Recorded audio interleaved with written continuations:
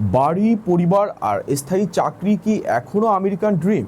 নতুন এক জরিপে বলছে তরুণ প্রজন্মের কাছে সেই ধারণা দ্রুত বদলে যাচ্ছে। এখন অনেকের কাছে স্বাধীনতা, মানসিক শান্তি ও জীবনকে নিজের মতো করে গড়ে তোলাই সবচেয়ে বড় সাফল্য। কেন বদলাচ্ছে এই স্বপ্ন? বিস্তারিত জানুন প্রতিবেদনে।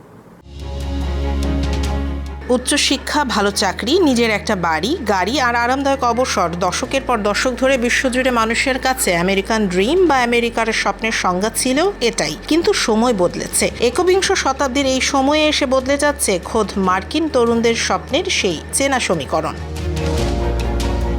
USA টুডের প্রকাশ করা সাইমন কুচার এর 5,000 মানুষের ওপর চালানো এক সাম্প্রতিক জরিপে উঠে এসেছে এক চাঞ্চল্যকর তথ্য। জেন জেড এবং মিলেনিয়াল অর্থাৎ বর্তমান তরুণ প্রজন্মের কাছে এখন বাড়ি কেনা বা সম্পদ জমানোর চেয়ে জীবনের নিজস্ব স্বাধীনতা এবং মানসিক শান্তি অনেক বেশি গুরুত্বপূর্ণ। জরিপে দেখা গেছে যেখানে প্রবীণদের বড় অংশই আরামদায়ক অবসরের কথা ভাবছেন, সেখানে 50% বেশি তরুণের প্রধান লক্ষ্য এখন ব্যক্তিগত স্বাধীনতা এবং নিজের সময়ের ওপর পূর্ণ নিয়ন্ত্রণ প্রতিষ্ঠা করা।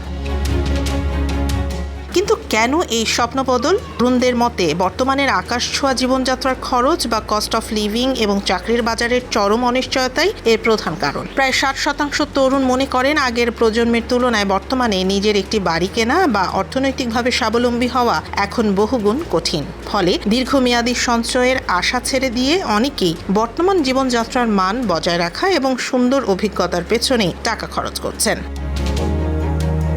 বিশেষজ্ঞরা বলছেন তরুণেরা আমেরিকান ড্রিমকে প্রত্যাখ্যান করছেন না, বরং তারা এর নতুন সংজ্ঞা তৈরি করছেন। অন্যের ঠিক করে দেয়া ছকে জীবন না চালিয়ে নিজের মতো করে যাচাই এখন নতুন প্রজন্মের কাছে আসল সাফল্য।